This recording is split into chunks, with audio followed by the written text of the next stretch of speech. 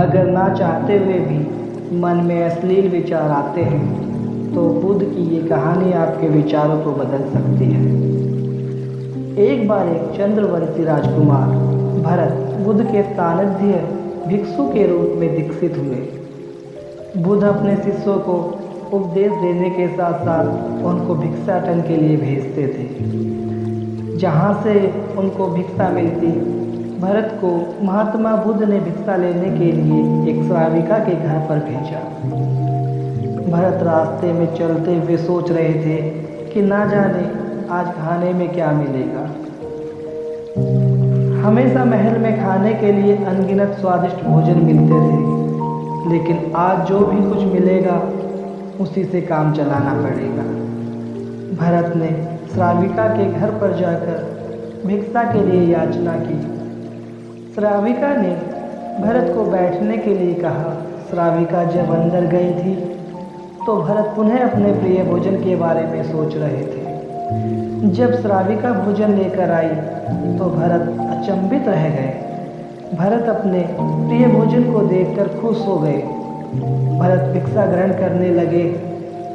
भिक्षा ग्रहण करते हुए भरत सोचने लगे कि उनको खाने के पश्चात विश्राम करने की आदत है, लेकिन आज उन्हें यहाँ से खाना ग्रहण करने के बाद धूप से होकर वापस आश्रम पहुँचना है। भोजन हो जाने पर श्राविका ने भरत को कुछ समय विश्राम करने के लिए आग्रह किया। भरत पुनः प्रसन्न हो गए। सारी इच्छाओं की पूर्ति होते देख भरत इसको एक संयोग मानकर कुछ देर के लिए लेट गए। लेटते हुए भरत सोचने लगे कि आज तो सोने को भी मिल गया, लेकिन मेरे सर से हमेशा के लिए छत का साया हट गया है। जब भरत सोकर पुनः उठे तो श्राविका ने कहा कि आपको जब तक यहाँ रहना है आप यहाँ पर ठहर सकते हैं।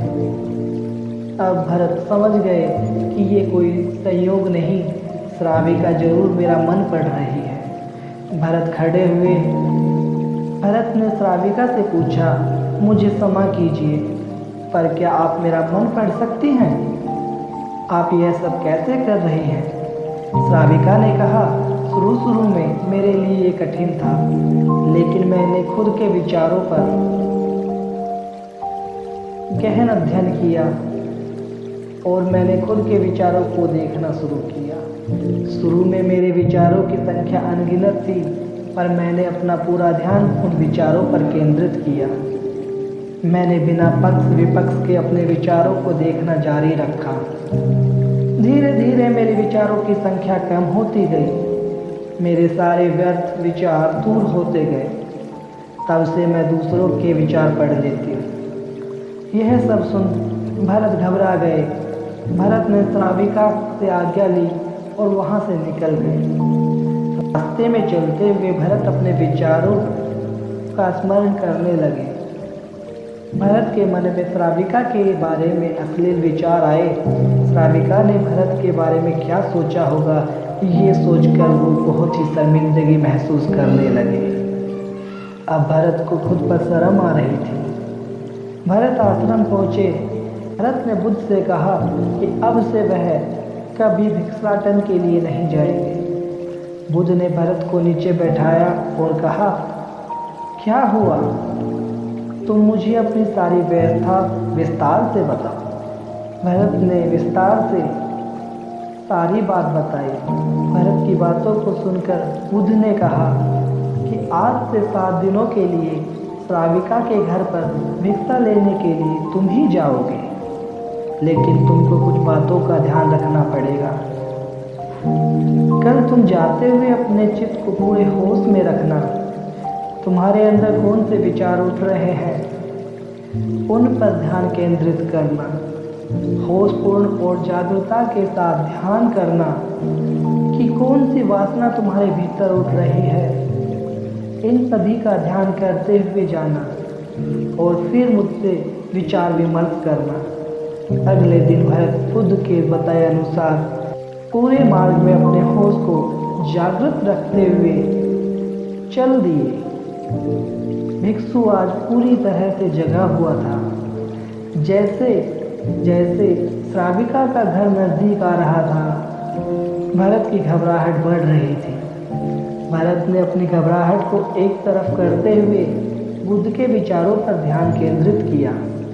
जब भरत श्राविका के घर पर पहुंचा तो उसके दिमाग में केवल सन्नाटा था, जिसके भीतर कोई वासना नहीं, कोई कामना नहीं थी और ना ही कुछ अच्छा पाने की इच्छा थी।